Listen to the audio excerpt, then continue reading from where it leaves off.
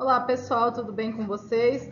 Hoje é a nossa aula 51 e o tema é representação algébrica e gráfica de grandezas diretamente e inversamente proporcionais. Na aula anterior nós vimos essa atividade, né? A gente fez esse exercício, mas só para a gente relembrar um pouquinho, né? Porque eu vou usar ele para poder explicar aqui, vou usar esse exemplo para poder explicar a representação algébrica e gráfica. Então a gente já tinha resolvido. Fabiana e sua família estão fazendo uma viagem de férias. Após percorrer 220 quilômetros do percurso, ela parou para abastecer o carro num posto e constatou que nesse percurso foram gastos 22 litros de gasolina. Ao fazer os cálculos, concluiu que seu carro vem mantendo essa média de consumo por quilômetro rodado.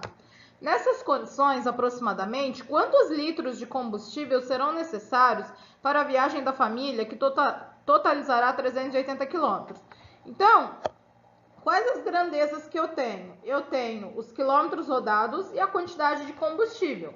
No caso aqui eu tenho 220 quilômetros rodados, utilizando 22 litros de combustível, e eu quero saber quantos litros de combustível eu preciso para 380 quilômetros rodados. Então, o que a gente tinha falado? Antes de resolver qualquer atividade, primeiro eu preciso analisar o exercício e ver se ele é diretamente proporcional ou se as grandezas são inversamente proporcionais. Nesse meu caso aqui, a gente chegou à conclusão que elas são diretamente proporcionais. Por quê? Você tem que pensar o seguinte, ó, quanto mais quilômetro o carro vai rodar, mais combustível ele precisa. Quanto menos quilômetro o carro rodar, menos combustível ele precisa, tá? Então, um aumenta, o outro aumenta. Um diminui, o outro diminui, sempre na mesma proporção, ou seja, são grandezas diretamente proporcionais. Qual que era a diferença na resolução que a gente falou? Nas grandezas diretamente proporcionais, as razões são todas iguais, as divisões são todas iguais. Nas grandezas inversamente proporcionais, as multiplicações que são todas iguais. Então, aqui no caso, essa razão, como é diretamente proporcional, essa razão 220 sobre 22 vai ser igual a essa razão aqui, ó, 380 sobre x. E quanto que é 220 dividido por 22? É 10. Ou seja, 380 dividido por x também tem que dar 10. E aí a gente pensa o seguinte, 380 dividido por quanto dá 10? Por 38. Basta fazer a operação inversa, né? 380 dividido por 10 dá 38, significa que 380 dividido por 38 dá 10, né? Então a gente chegou à conclusão que são necessários 38 litros de gasolina para fazer essa viagem. Bom, agora tem uma tabelinha aqui, ó. Complete a tabela com o total de litros que o carro de Fabiana gastaria se percorresse 20, 30, 50, 100, 140, 300 quilômetros. O que a gente chegou à conclusão? Que sempre a divisão aqui da distância pela quantidade de combustível sempre tem que dar 10, né? Foi essa conclusão que a gente chegou. Por quê? Porque 220 dividido por 22 dá 10. O 380 que a gente acabou de resolver ali atrás, dividido por 38, dá 10. Então, todas essas razões aqui tem que dar 10. Ou seja, se eu vou andar 20 quilômetros, quantos litros de gasolina eu preciso? Eu preciso pensar, 20 dividido por quanto dá 10? 2 litros de gasolina. Se eu vou andar 30 quilômetros, quantos litros de gasolina eu preciso? 30 dividido por quanto dá 10? Dá 3. E assim por diante, ó. Aqui eu fiz a resolução do caso do 2, né? Desse daqui, mas é a mesma ideia para todos. 50 dividido por quanto dá 10? 5. 100 dividido por quanto dá 10? Por 10. 140 dividido por quanto dá 10? 14. 300 dividido por quanto dá 10? 30. Ou seja, para andar 300 quilômetros eu preciso de 30 litros de gasolina. Dá para ver pela tabelinha aqui também as grandezas diretamente proporcionais. Conforme a distância está aumentando, a quantidade de combustível também está aumentando. O que a gente conclui? Que o carro de Fabiana percorre 10 quilômetros com 1 litro de gasolina, né? Porque 20 quilômetros, 2 litros, 30 quilômetros, 3 litros, 300 quilômetros, 30 litros. Ou seja, a gente conclui dessa tabelinha dos cálculos que nós acabamos de fazer que Fabiana precisa de 1 litro de gasolina para percorrer 10 quilômetros, tá? Se eu chamar de D a distância percorrida e de L o total de combustível, o que a gente tira da tabelinha do slide anterior? Que D dividido por L sempre dá 10, tá? Outra forma de escrever isso é D igual a 10L. E outra forma de escrever isso é L igual a D sobre 10, né? A mais prática seria essa daqui. Então, essa é a forma algébrica de representar as minhas grandezas aí que eu acabei de fazer os cálculos. No caso, elas são diretamente proporcionais. Eu cheguei à conclusão que 1 litro de gasolina, 10 km, 2 litros de gasolina, 20 km. Ou seja, a distância é sempre 10 vezes o total de combustível. Eu posso escrever que distância dividido por combustível é 10, mas eu também posso escrever que a distância é 10 vezes o combustível. Ou eu posso escrever que o total de combustível é a distância sobre 10. Mas é o que eu falei para vocês, o mais fácil é esse daqui. Essa é a representação algébrica.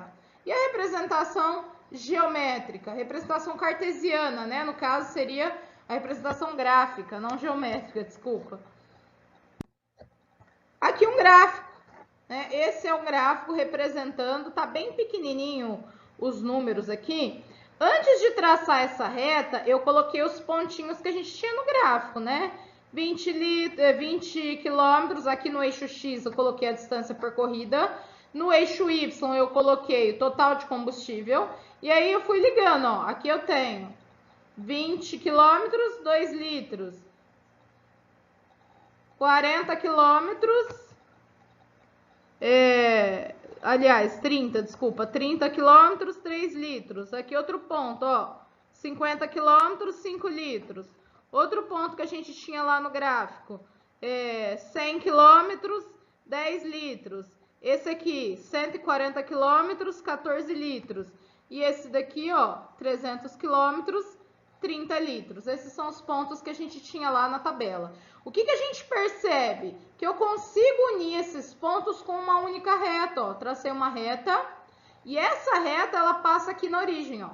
Se eu for complementando ela aqui, ó, se eu estender ela, ela vai chegar aqui no 0, 0. O que é óbvio, porque se eu não andar nada, eu não vou gastar nada, tá? Para 0 km, 0 litros de gasolina. Então, a grandeza diretamente proporcional, as grandezas diretamente proporcionais, a gente consegue fazer uma representação gráfica delas através de uma reta, tá? Igual a gente fazia na função do primeiro grau, né? Bom, agora eu coloquei aqui o exemplo de duas grandezas inversamente proporcionais, que são velocidade e o tempo, né? A gente sabe que velocidade e tempo são grandezas inversamente proporcionais, isso é sempre, independente do exercício. Por quê? Se eu aumento a velocidade, eu preciso de menos tempo. E se eu diminuo a velocidade, eu preciso de mais tempo. Isso é óbvio, assim, a gente consegue ver isso pela lógica, né? Então, aqui eu tenho uma tabelinha para ser preenchida.